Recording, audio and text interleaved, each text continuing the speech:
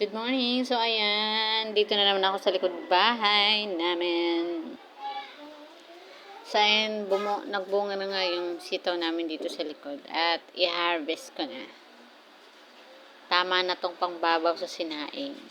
Masarap to guys ha. Na-try nyo ba yung ibabaw yung sitaw sa sinaing? Tapos, pag naluto na siya, luto na yung kanin, luto na din yung sitaw. Kasi, pero bababaw na to pag na ha, pag tawag nito, pag kumulo na yung sinaing, di ba? Pag natanggalan nyo ng water, saka mo siya ibabaw. Kasi madali lang naman to maluto. Tapos, sakto, pag luto na yung sinaing, luto na din yung sitaw at pwede na siyang sa bagoong. Sasawsaw mo lang sa bagoong, masarap na siya. So, walang masyadong sangkap. Ayan. Ayan o, diba? Saan ka pa kailangan magtanim? Totoo yun. Kapag may itinanim, may aanihin. So, ayan. Good morning, good morning. So, hanggang dito na lang, guys. Ay, hindi pa pala.